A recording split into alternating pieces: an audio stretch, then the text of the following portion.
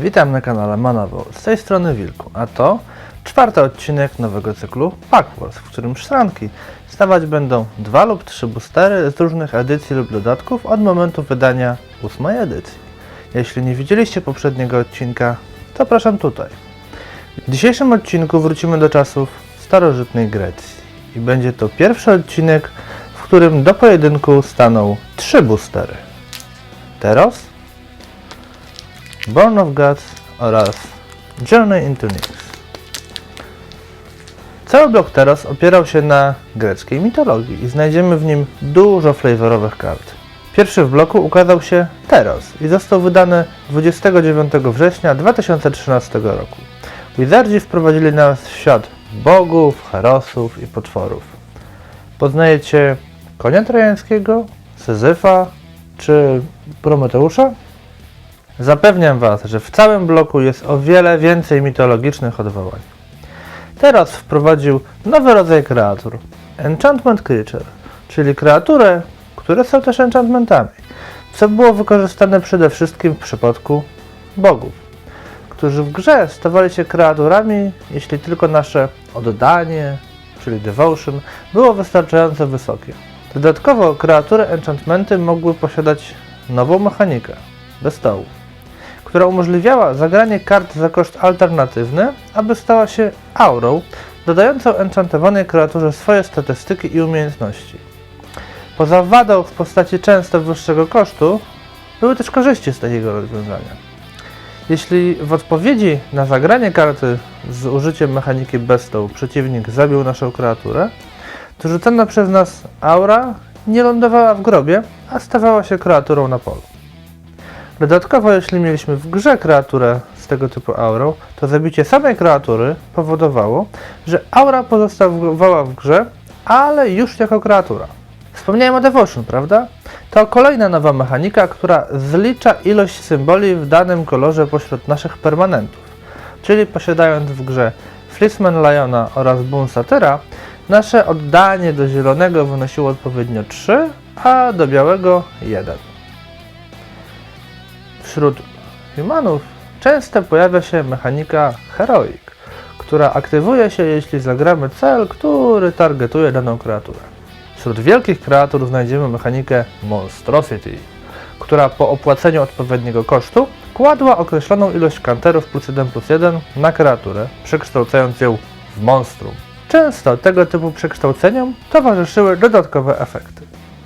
W dodatku Teros powróciła również znana z dodatku Fifth Down mechanika Scry, która umożliwiała podejrzenie określonej ilości kart z wierzchu biblioteki i zdecydowanie, w jakiej kolejności zostaną na wierzchu biblioteki, czy wylądują na spodzie. Teraz przyniósł ze sobą 12 cykli, wśród których znajdziemy m.in. cykl niezniszczalnych bogów, takich jak Heliod, God of the Sun, Thassa, God of the Sea, Erebos, God of the Dead, Purpurus, God of the Forge oraz Nylea, God of the Hunt, którzy przy odpowiednim oddaniu stawali się kreaturami i posiadali jedną statyczną i jedną aktywowaną zdolność. Wśród cykli boskich broni znajdziemy Spear of Heliod, Bident of Thassa, Whip of Erebos, Hammer of Purpurus oraz Bow of Nylea, które wzmacniały kontrolowane przez nas kreatury, a także posiadały dodatkową zdolność aktywowaną. Wśród Ordeali Ordeal of Heliod, Ordeal of Thassa, Ordeal of Erebos, Ordeal of Purpurus i Ordeal of Nylea, które były aurami o sumarycznym koszcie mana równym 2 oraz kładły na kreaturze counter +1/+1, jeśli ta zaatakowała i były poświęcane, jeśli kreatura posiadała już 3 lub więcej counterów, dając przy tym dodatkowy efekt. Oraz rozpoczął się cykl Scrylandów, wprowadzając Temple of Abandon, Temple of the Seed, Temple of Mystery, Temple of Triumph oraz Temple of Silence, czyli landów, które wchodziły zatapowane, dawały manę jednego z 2 kolorów oraz umożliwiały podejrzenie karty z góry biblioteki i zdecydowanie, czy ma tam zostać, czy wylądować na jej spodzie. Jeśli chodzi o finanse, teraz przyniósł przede wszystkim modernowy Staple, czyli przedruk jednej z kart z Lauryna. Mowa oczywiście o Thoughtseize. Chociaż chyba sami przyznacie, że oryginalny art jest znacznie ładniejszy. Kolejny dodatek, wydany 7 lutego 2014 roku, to Born of the Gods. Był to tak zwany mały dodatek, w którym w dalszym ciągu pozostajemy w świecie mitologii, więc żeby was za bardzo nie zanudzać, przejdę od razu do mechanik w tym dodatku. Tak jak poprzednio otrzymaliśmy kreatury enchantmenty, mechanikę Bestow, Heroic oraz Scry. Wizardzi wprowadzili dwie nowe mechaniki.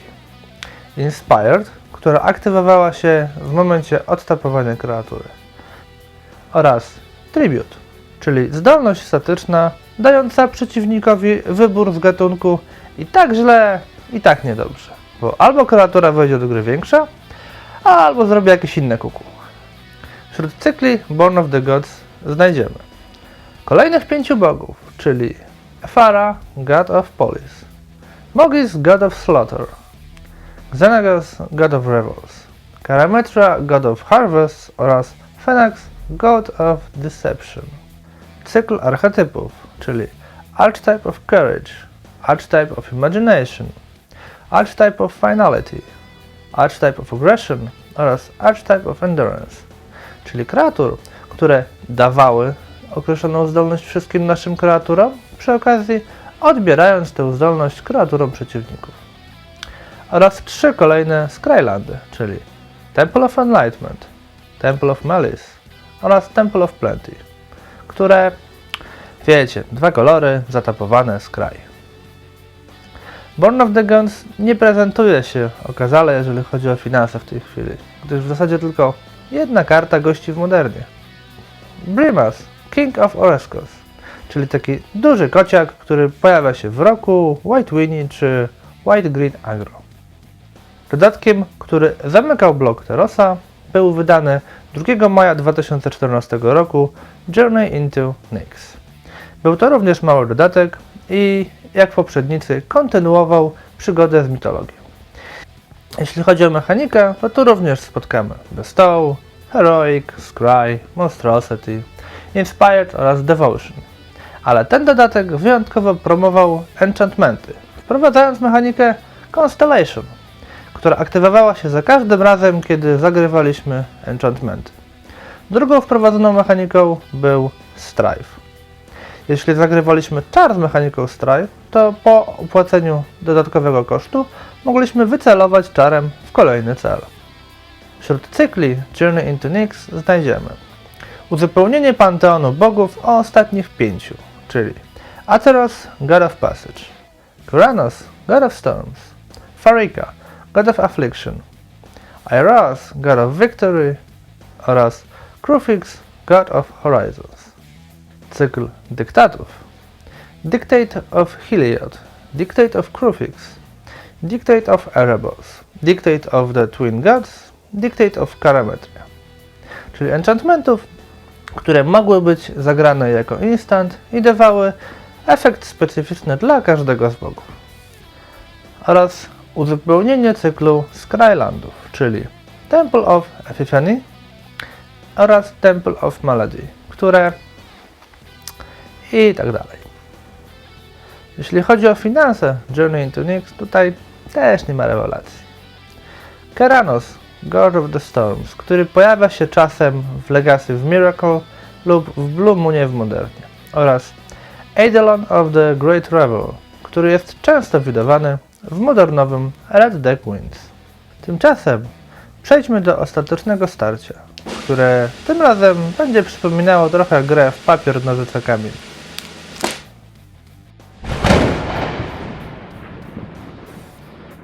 Jak już wspomniałem, gramy w papier, nożyce, kamień.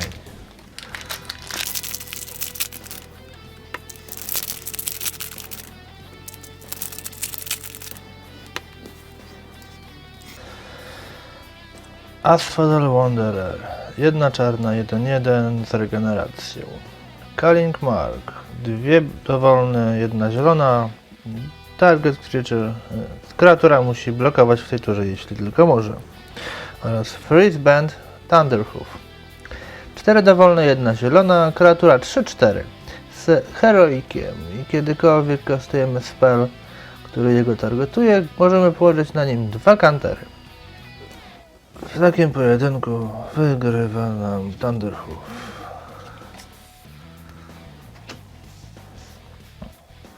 Messenger's Speed. Aura za jedną czerwoną manę dająca kreaturze Trample oraz Haste.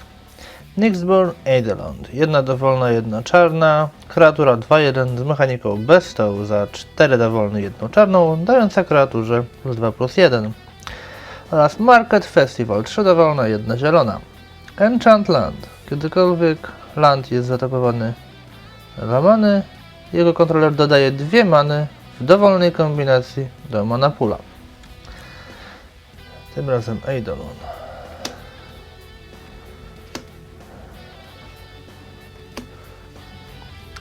Mnemonic Wall. Kiedy Mnemonic Wall wchodzi do gry, możemy sobie cofnąć instant lub sorcery z graveyardu na rękę. Forsaken Drifters, 3 dowolne, jedna czarna, 4/2. Kiedy ginął, przewijamy 4 karty z biblioteki do grobu.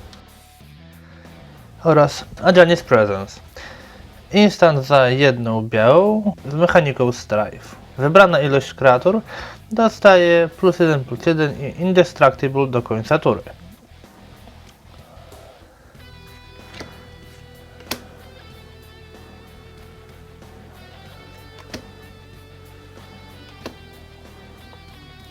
Demolish. 3 dowolne, jedna czerwona. Niszczymy artefakt lub land. Charging Badger. 1/1 Trample. Dreadbringer Lampert. 4 dowolne, jedna czarna. Kreatura Enchantment 4/2. Jeżeli wchodzi do gry lub inny enchantment wchodzi do gry, to target creature dostaje Intimidate'a do końca tury. Charging Badger, Charging Badger. Efaras Warden. 3 dowolne, jedna biała, kreatura 1/2. Zatapnięć możemy zatapować kreaturę o powerze 3 lub mniejszym. Grizzly Transformation. 2 dowolne, jedna czarna. Enchantment. Kiedy wchodzi do gry, dobieramy kartę i daje kreaturze Intimidate. Oraz Harvest Guard Alsates. 2 dowolne, jedna biała. Kreatura 2/3 Enchantment z Consolation. Kiedykolwiek wchodzi do gry lub inny enchantment wchodzi do gry, możemy sprewentować wszystkie obrażenia, które zostaną zadane target creature.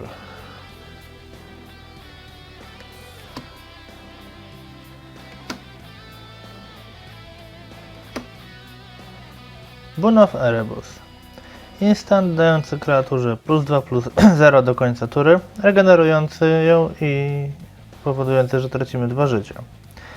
Scoring Sands. Jedna dowolna, jedna czerwona. Sorcery. Strzela za 1 we wszystkie kreatury oponenta i daje nam Scry 1.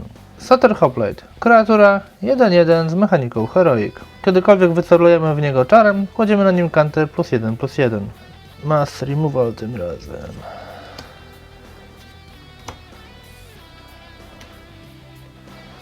Traveling Philosopher. Jedna dowolna, jedna biała, 2/2. Misiek, po prostu. Fearsome Temper. 2 dowolne, jedna czerwona. Enchantment, dający kreaturze +2/+2 i zdolność aktywowaną, po opłaceniu której wyłączamy blokera. Oraz Pin to the Earth. Enchantment Creature, dający kreaturze -6, -0.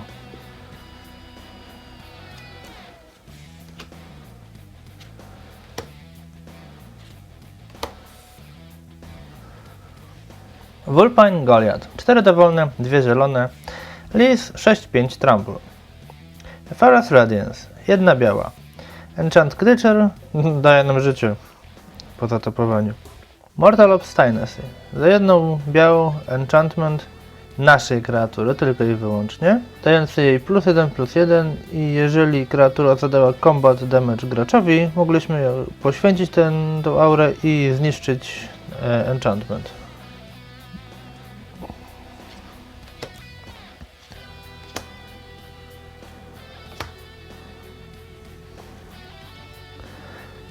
Viper's Kiss. Za jedną czarną enchantment dające kreaturze -1 i wyłączające jej zdolności aktywowane. Deepwater Hypnotist za jedną dowolną, jedną niebieską kreatura 2/1 z mechaniką Inspired. Jeżeli on zostanie odtapowany, to daje kreaturze -3, -0 do końca tury. Oraz Flamespeaker's Will. Enchantment naszej kreatury, dający jej +1/+1. Jeżeli zadamy tę kreaturę obrażenia w gracza, możemy to poświęcić, żeby zniszczyć artefakt.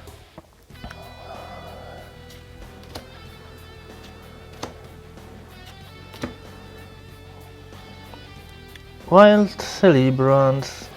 3 dowolne, 2 czerwone. Satyr 5/3. Jak wchodzi do gry, możemy zniszczyć artefakt. Sphinx's Disciple. 3 dowolne, 2 niebieskie. Kreatura 2/2 Flying z mechaniką Inspired. Jeżeli zostanie odtapowany, dobieramy kartę. Aerial Formation. Za jedną niebieską Instant z mechaniką Strife. Wybrana ilość kreatur. Każda dostaje +1/+1 i Flying do końca tury.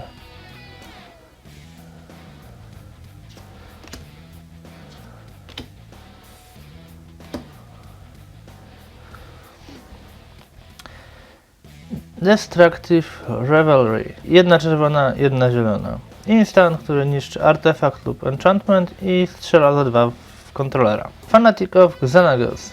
Jedna dowolna, jedna czerwona, jedna zielona. Centaur 3/3, Trample i Tribute 1. Albo wchodzi z counterem +1/+1, albo dostaje haste. I na końcu mamy Bazaar Tower Archer. Za 2 zielone, kreatura 2/1, Hexproof Reach.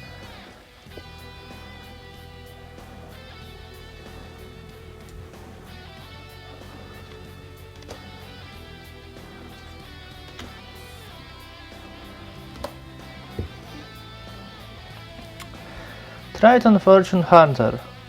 2 dowolne, 1 niebieska. Merfolk 2/2 z heroikiem. Jeżeli jego targetujemy, dobieramy kartę. Shriek Harpy.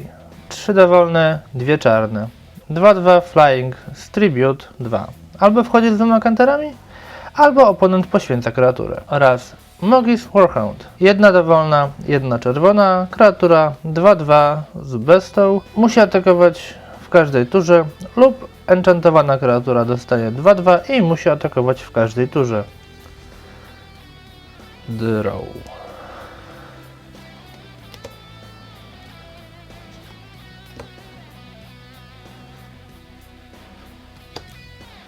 Parametra Acolyte. Zatapnięcie daje nam tyle zielonej many, ile wynosi nasze Devotion do zielonego. Springleaf Drum. Artefakt za jedną dowolną manę. Zatapnięcie jego i odtapowanej kreatury, którą kontrolujemy, dodajemy manę dowolnego koloru do pula. I na końcu mamy Desert Quarters. Artefakt za 2 many. Możemy go nie odtapowywać. Za 6 many i tapnięcie tapujemy kreaturę, która nie odtapowuje się tak długo, dopóki Desert Quarters jest w grze.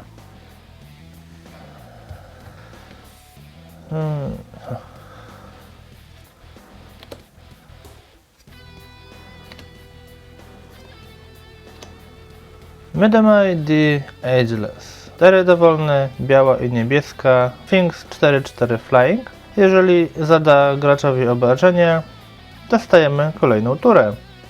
Oczywiście w tej turze on nie może atakować. Forge Stroker Dragon.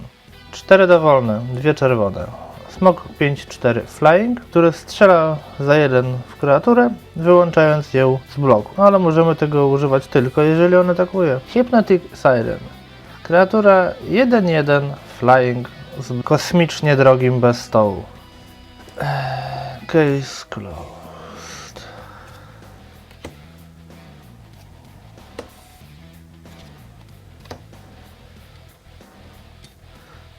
Jeszcze zobaczmy, jakie mamy tokeny. Focis nam się nie trafił, ale coś do EDH jak najbardziej. W ramach ciekawostki, przy okazji wprowadzania w dodatki z bloku Teros, Wizardzi przygotowali składającą się z 9 etapów drogę bohatera. W ramach każdego z turniejów pre-release dla tego bloku można było otrzymać pierwszą, czwartą i 7 kartę bohatera. W ramach każdego z weekendu wydania dodatku Wizardzi przygotowali specjalne plakaty z zagadką, po rozwiązaniu której można było otrzymać odpowiednio drugą, 5. i 8. kartę bohatera. W ramach Game Day można było się zmierzyć ze specjalną talią i otrzymać odpowiednio 3., 6. i 9. kartę bohatera. Dla Terosa taką talią była Hydra, dla Born of the Gods horda Minotaurów, a dla Journey into Nyx pojedynek z Bogiem. Mam nadzieję, że się podobało. Jeśli tak, to zostawcie łapki w górę, komentarz i podzielcie się tym filmem. Jeśli macie jakieś uwagi i sugestie, piszcie śmiało. Tymczasem subskrybujcie, zajrzyjcie na profil na Facebooku oraz Twitterze. Przy okazji przygotowuję się do prezentacji jednego produktu dla graczy posiadających cenniejsze kolekcje i karty, który będzie nowością na polskim rynku. Ale na razie nie zdradzę więcej.